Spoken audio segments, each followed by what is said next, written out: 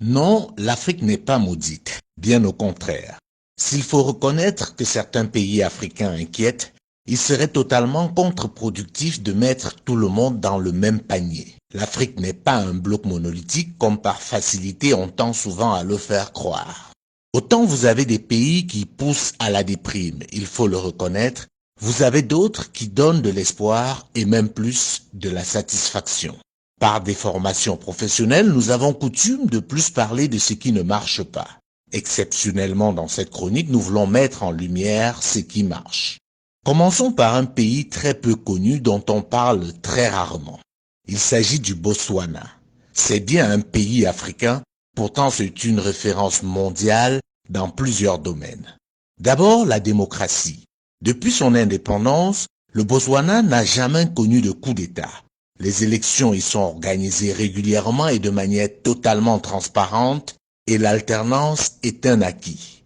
C'est aussi pour cela que vous n'entendez pas beaucoup parler de ce pays, puisqu'il n'y a pas de contestation des élections, de guerre civile ou encore des dirigeants propriétaires des biens dits mal acquis en Occident. Les médias occidentaux qui arrosent et dominent l'Afrique n'en parlent pas vraiment. Ce n'est pas assez vendeur pour eux de montrer ce qui marche en Afrique. Pourtant, comme nous le disions plus tôt, le Botswana est une référence mondiale dans plusieurs domaines. Sur le plan économique, c'est le pays qui détient le record du monde du taux de croissance important et stable. Pendant 30 ans, de 1970 à 2000, ce pays a eu un taux de croissance élevé et stable. Aucun pays au monde n'a fait mieux.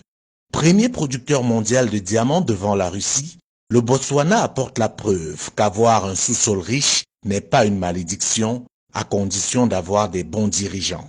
Pendant que le diamant a été source de malheur dans des pays comme la République centrafricaine, le Libéria, la Sierra Leone ou encore la République démocratique du Congo, il est la principale source de la prospérité au Botswana. Il constitue un tiers du produit intérieur brut de ce pays. L'exploitation du diamant profite en premier lieu au Botswanais.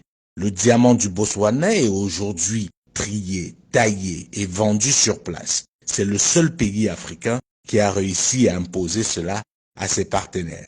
Ceci grâce au fait que le Botswana est également une référence mondiale en matière de gouvernance. C'est le pays le moins corrompu d'Afrique et par conséquent parmi les pays les moins corrompus du monde. Les premiers bénéficiaires de la vente du diamant du Botswana sont les Botswanais, car l'essentiel de cet argent est investi dans l'éducation et la formation. Le Botswana est l'un des pays au monde qui investit le plus dans l'éducation par habitant. Les étudiants botswanais reçoivent une bourse comprise entre 150 et 200 dollars par mois. Pour les plus brillants d'entre eux, si leur filière n'existe pas dans les universités botswanaises déjà assez prestigieuses, l'État vous envoie vous former partout dans le monde sans que vous ne déboursiez le moindre frais. Sur le plan sanitaire, si l'épidémie du sida résiste, il faut noter que le Botswana est le premier pays africain à rendre les antirétroviraux gratuits. La principale raison du succès du Botswana, c'est le leadership. Ce pays a eu des dirigeants exceptionnels et d'un patriotisme agissant. Le premier d'entre eux, Seretse Khama, mérite qu'on le connaisse, qu'on parle plus de lui et qu'on lui donne le rôle de modèle. C'est lui qui a imposé sa vision à ses successeurs, qui se sont alignés, chacun essayant de faire mieux que son prédécesseur. Oui, le Botswana est un pays africain, ancienne colonie britannique et aujourd'hui véritable référence mondiale.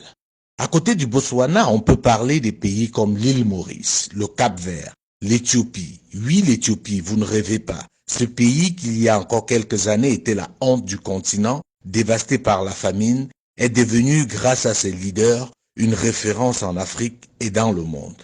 Bien entendu, dans cette liste, nous ne pouvons pas oublier de citer le Rwanda.